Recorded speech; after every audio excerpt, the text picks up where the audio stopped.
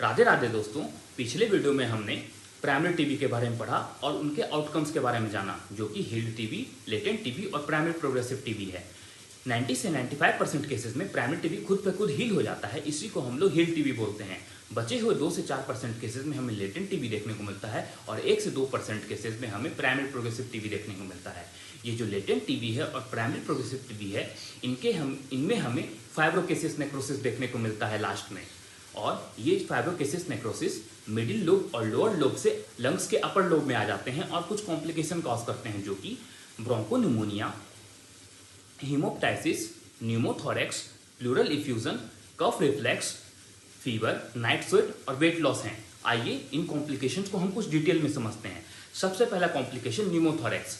ये जो फाइब्रोकेसिस नेक्रोसिस है, ये लंग्स के पैरेन्काइमा को डैमेज करना स्टार्ट कर देता है और प्लूरल कैविटी में इन्वेड कर देता है और उसको भी डैमेज कर देता है, जिसके वजह से जो लंग्स में जो एयर आते हैं, ये लंग्स से होते हुए, प्लूरल कैविटी से होते हुए चेस्ट वाल में रिलीज हो जाते हैं।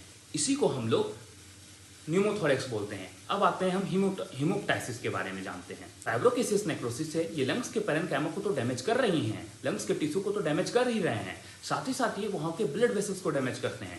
इसीलिए जब हम कफ करते हैं या फिर जब हम खांसते हैं तो हमारा जो स्पूटम निकलता है उसमें ब्लड आता है, इसी को हम लोग हीमोप्टाइसिस बोलते हैं। अब आते हैं ब्रोंकोनिमोनिया। ये जो फाइब्रोकेसिस नेक्रोसिस है, ये बैक्टीरिया के स्प्रेड को रोकता है, जिसकी वजह से वहाँ हमारे लंग्स में निमोनिया देखने को मिलता है और इसी को हम ब्रोंकोनिमोनिया बोलते हैं। अब आते हैं हम कफ रिफ्लेक्स पर। ये जो फाइब्रोकेसिस नेक्रोसिस है, ये ब्रोंकाई को इन्फ्लामेशन करता है, जिसकी वजह से हमें कफ रिफ्लेक्स देखने को मिलते हैं। अब आते हैं हम फीवर, वेट लॉस और नाइट स्वेट पर। ये जो टीबी का इन्फेक्शन है, ये कुछ साइटोकाइन रिलीज करता है, जैसे कि इंटरलोकिन 1, ट्यूमर नेक्रोसिस फैक्टर अल्फा और इंटरलोकिन 6, जिसकी वजह से हमारा हाइपोथैलेमस डिसरेगुलेट हो जाता है, जिसकी वजह से हमें फीवर, नाइट स्वेट और वेट लॉस देखने को मिलता है। फिर लास्ट कॉम्प्लिकेशन हमारा प्लूरल इफ्यूजन है। ये जो टीबी का इन्फेक्शन है, ये इन्फ्लामेटरी प्रोसेस है और इन्फ्लामेटरी प्रोसेस में साइटोकाइन रिलीज करते हैं, जो कि ब्लड वेसल्स को डायलेट करते हैं, जिनके वजह से हमें प्लूरल इफ्यूजन देखने को मिलता है। तो ये था हमारा कॉम्प्लिकेशंस। अब टीबी का पार्ट 3 वीडियो आने वाला है, तो वीडियो में बने रहने के लिए या फिर वीडियो देखने के लिए हमारे चैनल को फॉलो करना ना भूलें और वीडियो को लाइक करना ना भूलें और वीडियो कैसा लगा इसे हमें कमेंट में बताना ना भूलें।